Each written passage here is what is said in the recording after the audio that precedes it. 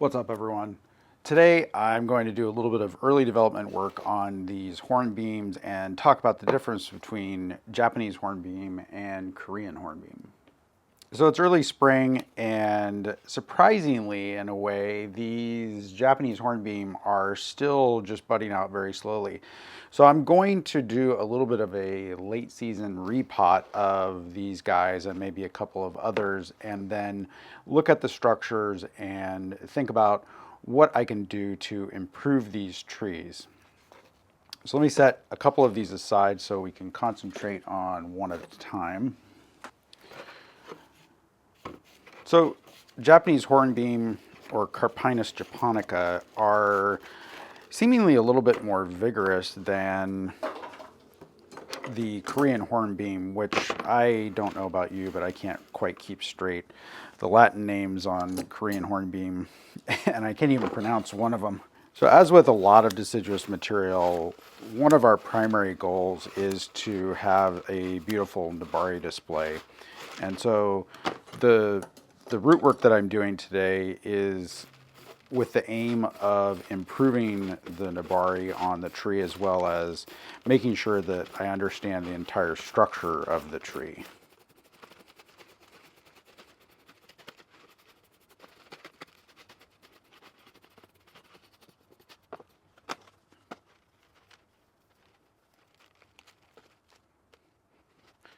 All right, now looking at this root display, I am going to remove some of these high roots and just get the tree to concentrate on issuing new roots down here. And then I'm going to trim the rest of the roots shorter so that I don't have a big mess here. I want to kind of comb these out and make sure that everything is going out radially, as well as try to balance the vigor of the various roots. Now, because I already took off probably 3/4 of the roots on this, I'm going to go ahead and wait to do any more actual root cuts. But I will go ahead and pot this into a larger container to grow out for a little while. And you can see that the trunk has previously been wired up to maybe this point. So with that additional height that exposing these roots created, it might be a little bit unlikely that this ends up being a shohin tree, so it might be better suited to being a medium-sized tree in the long run. Let's take a look at the next one here.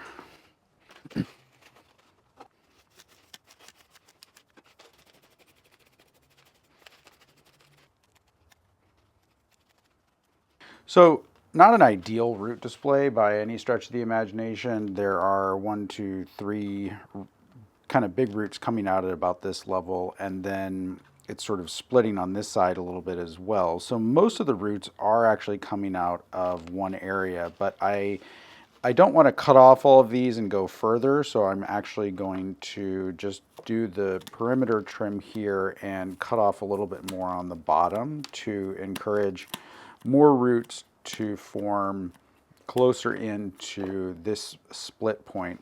And then I'm going to, when I put it back into a container, bury it back up into here to make sure that these roots can continue issuing more side roots. Before I go ahead and put this back in the pot, I also want to analyze the rest of the tree and just sort of think about what I'm going to do with it. So the movement that's been put in here through the previous wiring is okay, but this and this sort of look odd together. So ultimately, probably I'll end up using either this or this, and then coming back and cutting off the other one, or cutting it back most of the way to become a branch. So right now this one's smaller, but might end up actually being better. Although this loop right here that I'm sticking my finger in definitely isn't the most attractive thing in the world. With these guys, what I've noticed is that they do tend to kind of run a little bit, and I don't see any budding back down in here. And you know, they're a typical deciduous tree, and Carpinus in particular, back budding tends to be reasonably good. So it's not too much of a concern. But if I want to encourage more budding in this area, then I could cut back some of, say, the long large leader here that has some strong growth on it up in here. For now, I think I'm going to leave it. Basically what I'm doing is just cutting back a little bit to buds that are already running to see if that encourages more budding down in this area.